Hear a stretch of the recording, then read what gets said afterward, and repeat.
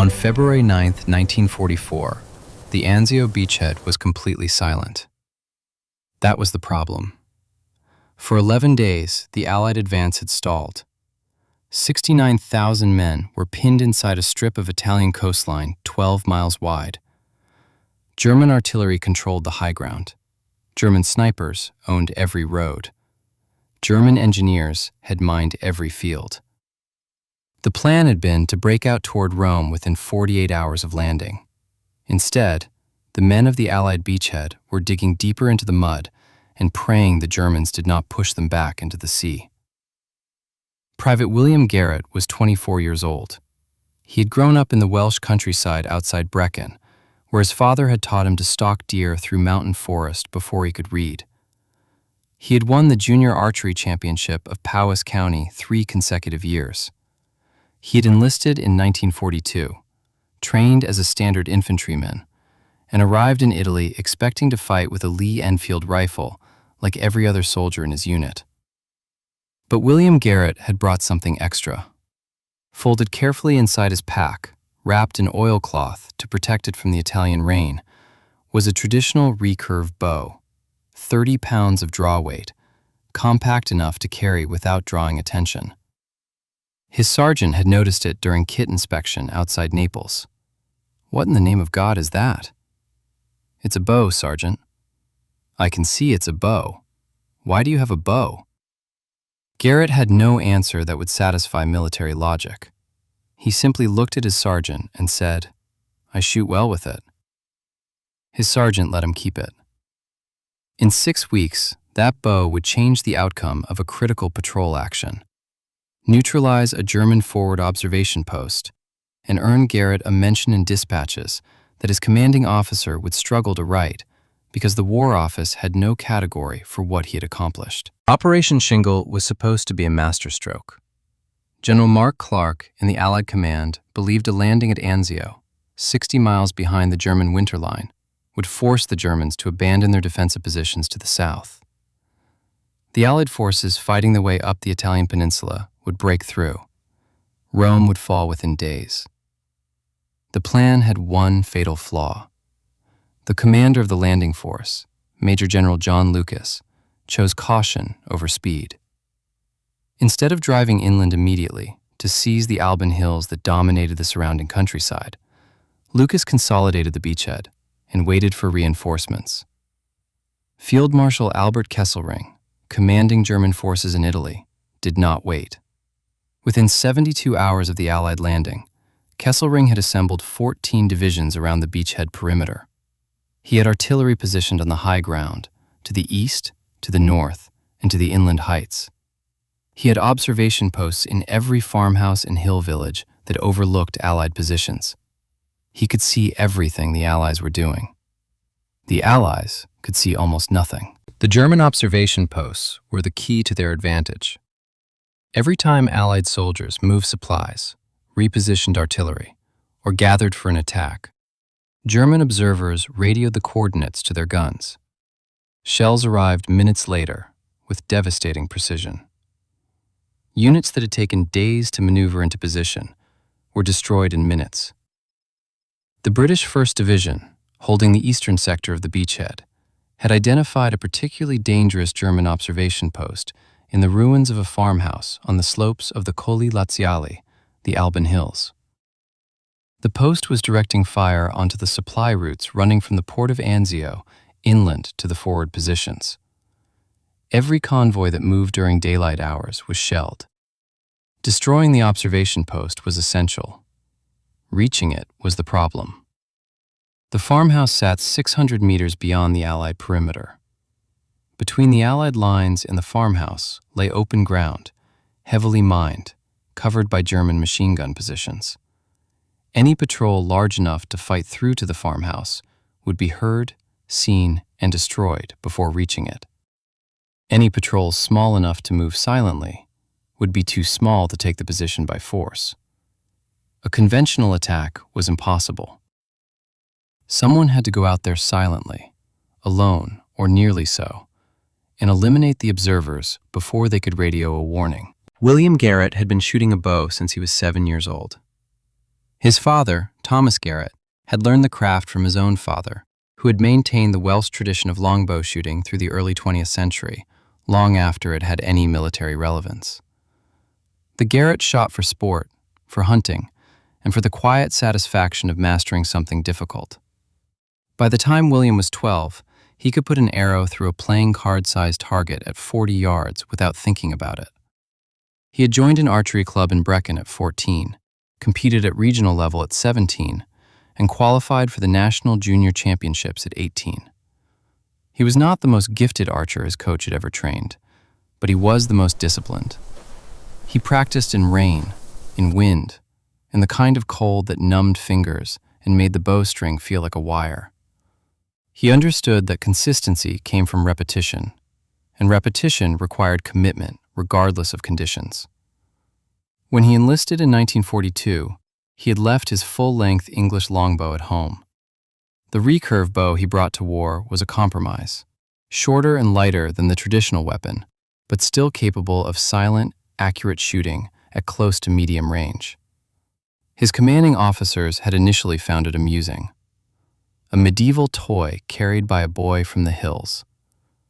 They stopped finding it amusing after he demonstrated what he could do with it. At a demonstration behind the lines near Naples, Garrett had placed 5 consecutive arrows within a 6-inch circle at 50 yards. Then he had moved to cover, shot from a crouched position around a wall, and struck a target that none of the observers had been able to see clearly from their vantage point. The demonstration proved 2 things. First, within effective range, the recurve bow was accurate enough to engage point targets. Second, and more importantly, it was completely silent. No muzzle flash, no report, no sound except the brief whisper of the release and the soft impact of the arrow. For an observation post elimination in heavily patrolled territory, those qualities were worth more than range or rate of fire. Captain James Whitmore, commanding A Company of Garrett's battalion, had pulled the young private aside after the demonstration. "If I asked you to take out an observation post without making a sound, could you do it?" Garrett had thought about this for a moment. "How close could you get me?" "Close enough," Whitmore said, "if we found the right route." They spent 3 nights studying the ground. The ground between the Allied lines and the German observation post was not as empty as it looked. Intelligence from Italian partisan contacts had identified several features that were not visible on the standard military maps. A dry riverbed, the Fosso Spaccasassi, ran northeast from the Allied perimeter, cutting below the line of sight of the German machine gun positions to the west. The riverbed was 3 feet deep in most places, enough to conceal a crawling man. It extended to within 250 meters of the farmhouse. From the end of the riverbed, a series of abandoned irrigation ditches crossed the fields in the direction of the farmhouse. The ditches were shallow, perhaps 18 inches deep, insufficient cover for a walking man, but enough for someone who knew how to move. The final 100 meters was open ground. This was where Garrett's bow became the decisive tool. A rifle shot at 250 meters would be heard across the valley. It would bring German patrols within minutes. Garrett needed to be at a range where his bow was effective, and where any sound he made could be attributed to the ordinary noises of an Italian night. He calculated the approach. Move along the riverbed to its terminus. Crawl the irrigation ditches to 150 meters. Then move to cover, identify the observers in the farmhouse window, and engage before they could react. He would need to be able to see his target clearly enough to aim. He would need the observers to be still. He would need silence, patience, and a degree of steadiness under pressure that he had never tested in combat. He requested 1 man to accompany him, someone who could hold the line of retreat and signal if German patrols moved toward the approach route. The request was granted. Lance Corporal David Anwill, another Welshman from his platoon, and his closest friend in the unit, volunteered immediately. Captain Whitmore gave his orders at 2300 hours on February 8th. You leave the perimeter at 0400. You reach the farmhouse before first light. You eliminate the observers and withdraw before the German response can cut your route. If you are not back by 0700, we will assume you are casualties, and we will not mount a rescue. Is that understood? It was understood. Garrett spent the remaining hours checking his equipment. 6 arrows. Enough. His knife. His compass, set to the bearing of the riverbed. A small flashlight with a red filter for reading the ground in the last 100 meters. He did not sleep. At 03:55, he and Anwell slipped through a gap in the Allied wire and disappeared into the Italian darkness. The riverbed was worse than the reconnaissance had suggested.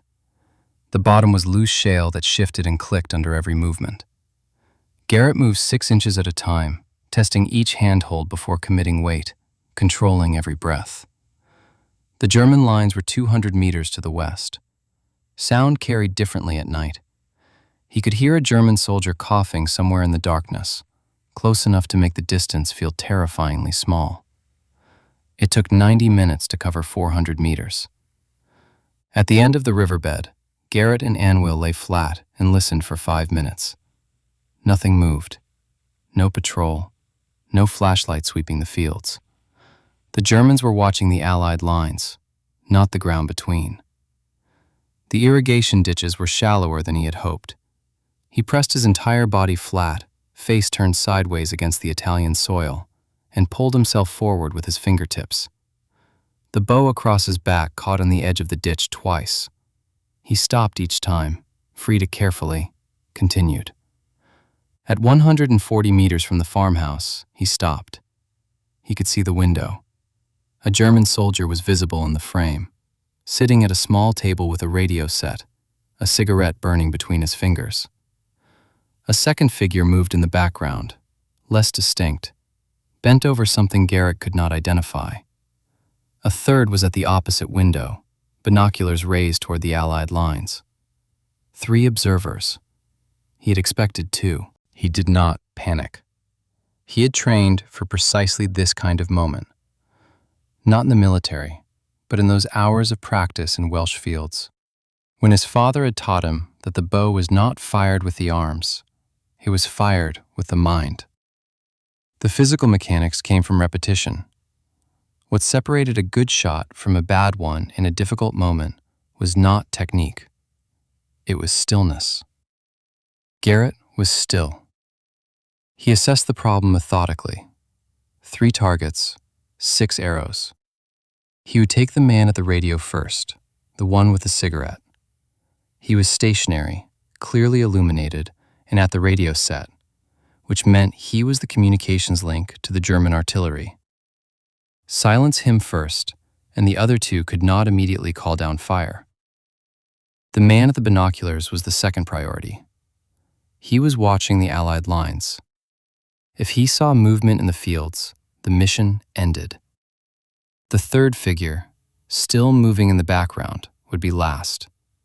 He would need to work quickly. The window framing each shot would be seconds, not minutes. Between shots, he would need to knock and draw without silhouetting himself against the sky. He rose to a kneeling position in the ditch, bow raised. Drew to his anchor point, the same position 10,000 repetitions had burned into his muscle memory. Aimed. Released. The first arrow struck the German radio man at the table. He slumped forward, without a sound. Garrett had already knocked the second arrow. The man at the binoculars was beginning to turn, some instinct alerting him that something had changed in the room behind him. He had not yet identified the threat. He had not yet opened his mouth. The second arrow ended that. The third figure had moved away from the window into the darker interior of the farmhouse. Garrett could not see him clearly. He waited, bow half drawn, completely still. The man appeared in the window. He was looking at his 2 colleagues, and he had not yet understood what had happened. He reached for the radio set. His hand was on the handset. The third arrow flew. Garrett and Anwell entered the farmhouse 9 minutes later.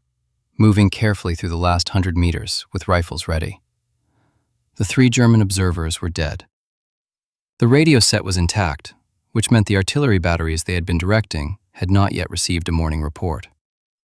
Allied units would have several hours before the Germans identified the source of the silence and sent a patrol to investigate. Garrett photographed the maps pinned to the walls with a small camera Whitmore had given him. He noted the frequency settings on the radio. He and Anwyl retrieved their arrows, both for the practical reason that arrows were irreplaceable and for the specific reason that Whitmore had asked them to leave no evidence of how the observers had been killed. They were back inside the Allied perimeter by 0638, 22 minutes before Whitmore's deadline. The effect on Allied operations was immediate and significant. With the observation post eliminated, the supply convoys moving inland from Anzio port operated unmolested for 3 days. Artillery that had previously targeted Allied forward positions fell silent or struck empty ground. The break in German observation allowed the British 1st Division to reposition 2 artillery batteries that had been pinned down under observed fire. Captain Whitmore filed his report with deliberate vagueness about the method used. Private Garrett and Lance Corporal Anwyl conducted a close target reconnaissance and neutralized a German forward observation post at grid reference.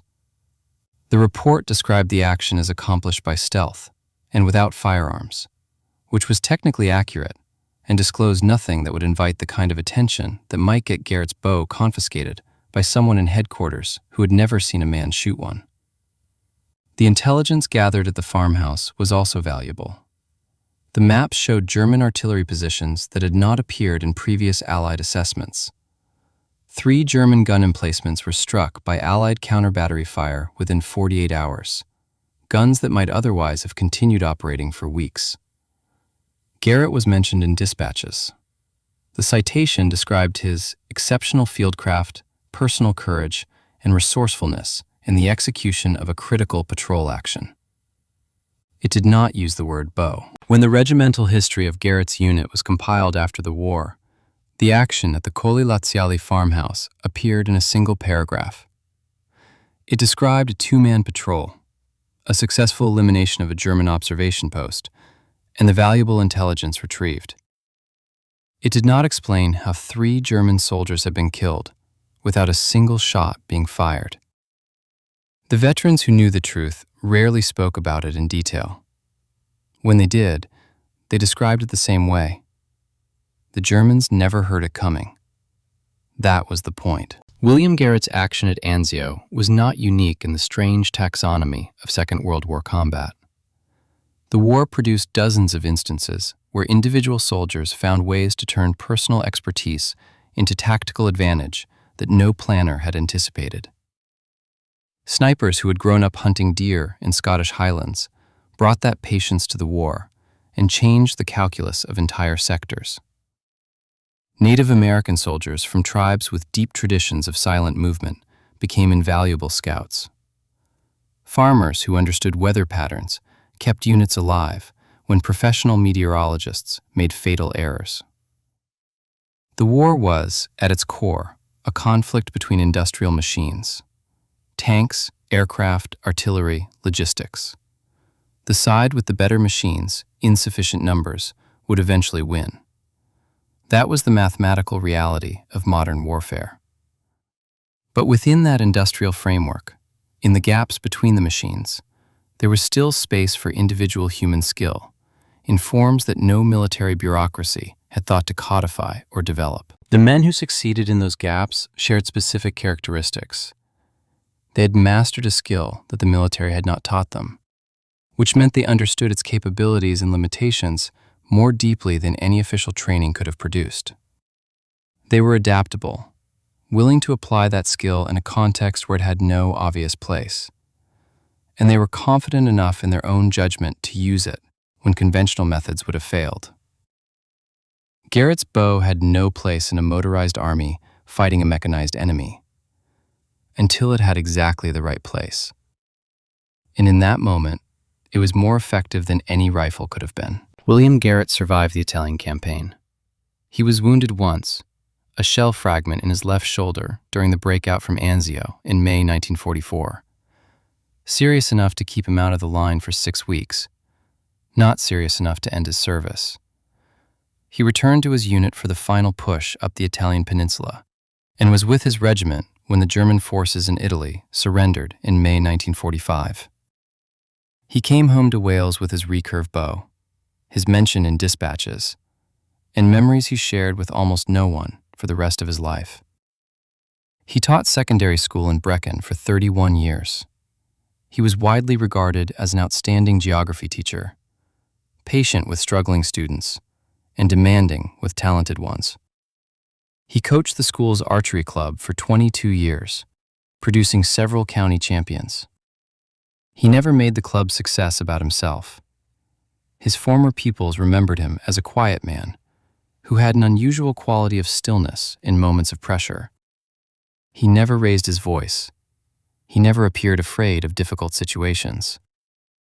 He seemed to exist at a slightly different speed from the people around him, unhurried in a way that was not passivity, but something more like absolute confidence. One former student, interviewed decades later for a local history project, remembered asking Garrett what the secret of good archery was. Garrett had thought about it for a moment. "You have to be finished before you release," he said. "If you're still deciding when you let go, the arrow goes wrong. The decision has to happen before the motion." The student did not understand this as a young person. He understood it perfectly as an adult. Garrett died in 1997, at the age of 77. The obituary in the local Brecon paper described him as a beloved teacher, a dedicated coach, and a quiet man who had served in Italy during the war and returned home to build a life of ordinary significance. His bow was found among his possessions, still wrapped in the same oilcloth he had brought with him to war. The oilcloth still showed traces of Italian soil. The Anzio beachhead held. The Allies broke out in May 1944 and entered Rome on June 4th, 2 days before the Normandy landings shifted the world's attention northward. The Italian campaign continued for 11 more brutal months. Hundreds of thousands of men fought and died across mountains and rivers, in towns whose names most of the world would never learn. Among them was one private from Wales who brought a bow. He did not change the outcome of the war. No single soldier does. But in a cold Italian dawn, at a stone farmhouse on a hillside, when every conventional option had been examined and set aside, his particular skill made something possible that would otherwise have been impossible. The German artillery fell silent. The convoys moved.